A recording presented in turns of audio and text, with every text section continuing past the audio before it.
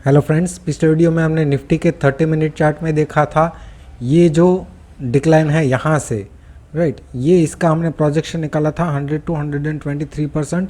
इस रेंज में अभी तक डिक्लाइन नहीं हुआ था और ये एक 3 वेव टाइप का डिक्लाइन लग रहा था, राइट। यहाँ से जो बाउंस है वो इस रेंज में करेक्टिव बाउंस होना चाहिए, लेकिन यहाँ पे ये इम्पल्सिव टाइप का बाउंस हमें लग रहा था। इसीलिए हमने बात की थी कि अगर ये 38% को ब्रेक करता है, ये इम्पल्सिव और ये करेक्टिव लग रहा है, 38% को ब्रेक करता है तो हम बाउंस फिर से एक्सपेक्ट कर सकते हैं। एटलीस्ट यहाँ तक बाउंस हमें देखने को मिल सकता है, राइट। और यहाँ पे बाउंस होने के बाद हम एक्सपेक्ट कर रहे थे कि ये साइडवेज हो सकता है या फिर एक करेक्शन देने के बाद ये बाउंस कर सकता है, क्योंकि आज हॉलीडे भी था तो इतना बड़ा मोमेंटम हम एक्सपेक्ट नहीं कर रहे थे, लेकिन ये हाई को भी ब्रेक कर दिया, राइट। तो फिर से अभी यहाँ पे हम निफ्टी के हाई टाइम फ्रेम में देखें, ये 3 आवर चार्ट है, यहाँ पे 1 और 2 कंप्लीट हो चुके हैं।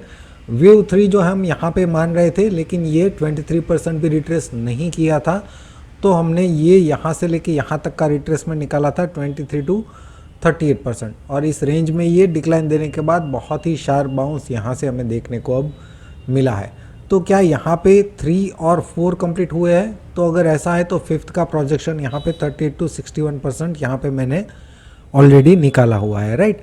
अभी के लिए हम इसको इग्नोर कर रहे हैं, यहाँ पे हमें फोकस नहीं करना है। फोकस हमें यहाँ से जो डिक्लाइन किया है उस पर ही करना है। ये 3 आवर चार्ट की पॉसिबिलिटी है, इसके नीचे ट्रेड करता है तो हम नेगेटिव थे, लेकिन यहाँ से इस रेंज में से एक बहुत ही अच्छा बाउंस हमें देखने को मिला है।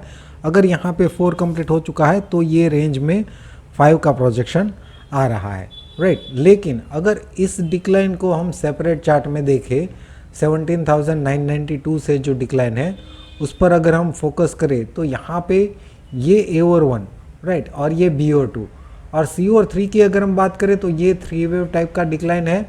ये डिक्लाइन जनरली जो है इसका 100 to 123% मिनिमम रेंज अचीव करता है। ऐसा ज़रूरी नहीं है, कंपलसरी नहीं है, लेकिन मेजॉरिटी केसेस में ये 100 to 123% की रेंज में डिक्लाइन करने के बाद करेक्शन जो है वो कंप्लीट करता है। लेकिन यहाँ पे ये 100% अचीव किए बिना ही हमें एक शार्प बाउंस देखने को मिला है।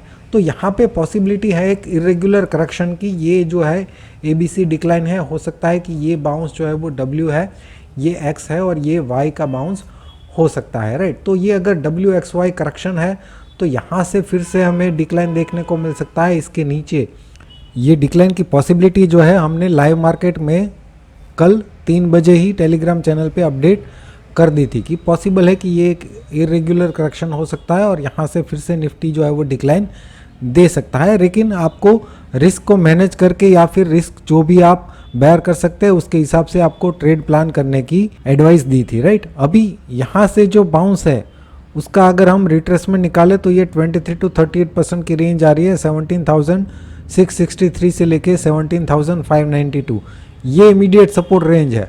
अगर वाकई में ये एक इरेगुलर करेक्शन है और निफ्टी डिक्लाइन यहाँ इस रेंज में करना चाहता है, राइट, जो हमें यहाँ से निकालनी होगी, थोड़ी सी ये चेंज हो जाएगी, तो अब पॉसिबिलिटी होनी चाहिए कि यहाँ इसके नीचे 38% के नीचे ये ओपनिंग हो, राइट।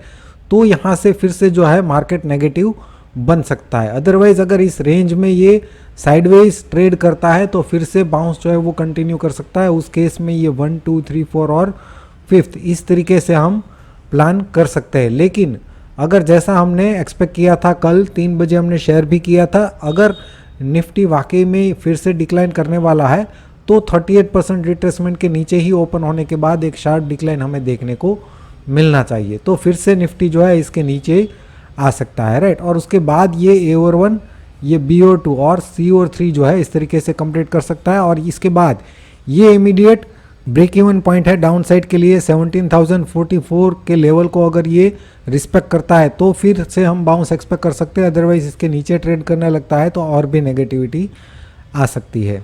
तो हमें मॉर्निंग में इसी रेंज पर फोकस करना है। अगर इसके नीचे ओपन होने के बाद या फिर इस रेंज में ओपन होने के बाद शार्प डिक्लाइन इसके नीचे ट्रेड करने लगता है, इसके नीचे 15 मिनट कैंडल क्लोज करता है, तो फिर से ये निफ्टी जो है नेगेटिव बन सकता है और इसके नीचे आ सकता है। लेकिन अगर इसके नीचे ट्रेड नहीं कर पाता तो फिर यहाँ से बाउंस जो है वो कंटिन्यू कर सकता है। बैंक निफ्टी की अगर हम बात करें तो पिछले वीडियो में 30 मिनट चार्ट में हमने देखा था ये डिक्लाइन जो है उसका रिट्रेसमेंट 23 to 38% हमने निकाला था, लाइव मार्केट में हमने यहाँ से भी निकाला था, उसको भी ये ब्रेक नहीं कर पाया था 38% को, और आज मॉर्निंग में ही 38% के ऊपर ये ओपन हुआ और वहाँ से हमें एक शार्प बाउंस देखने को मिला, राइट। इसको भी ब्रेक कर दिया। अभी अगर हम ये बैंक निफ्टी के 3 आवर चार्ट को देखें तो यहाँ पे 1, 2 और ये 3 कंप्लीट हो चुका है। 4 का अगर हम रिट्रेसमेंट निकाले तो 23 to 38% की रेंज में ये 2 बार सपोर्ट ले चुका है, और इस बार यहाँ से बहुत ही शार्प बाउंस हमें देखने को मिला है। अगर वाकई में यहाँ पे 4 कंप्लीट हो चुका है तो 5th का प्रोजेक्शन 38 to 61% यहाँ पे मैंने ऑलरेडी मेंशन किया हुआ है। 3 आवर चार्ट में ये सपोर्ट रेंज है, ये ब्रेक इवन पॉइंट है, इसके नीचे ट्रेड करता है तो ही हम बैंक निफ्टी को नेगेटिव मानेंगे। लेकिन जैसा हमने निफ्टी में समझा, यहाँ से जो डिक्लाइन है पहले हमें उस पर फोकस करना है, क्या वाकई में करेक्शन यहाँ पे पूरा हो चुका है या पॉसिबिलिटी है एक और डिक्लाइन की, राइट।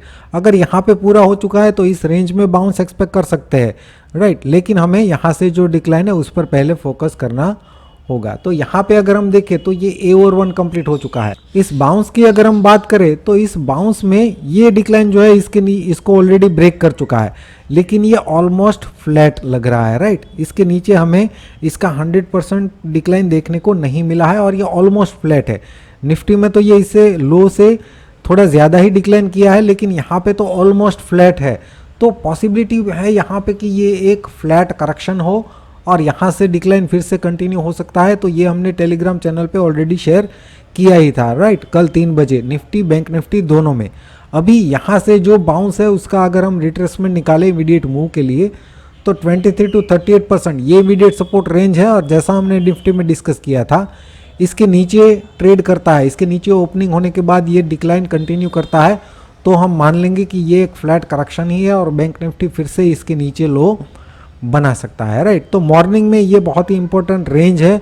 इस रेंज में अगर ये टाइम स्पेंड करता है, करेक्टिव डिक्लाइन देता है, तो इसका सपोर्ट लेने के बाद बाउंस कंटिन्यू कर सकता है। लेकिन ये मॉर्निंग में ही अगर इसको ब्रेक कर देता है तो फिर से ये एक तो यहाँ पे बहुत ही पॉजिटिव मार्केट था और ये गैप डाउन ओपन होता है 38% के नीचे, तो सडनली यहाँ पे नेगेटिविटी और भी बढ़ सकती है और पॉसिबिलिटी है कि इसके नीचे हमें डिक्लाइन फिर से देखने को मिल सकता है, राइट।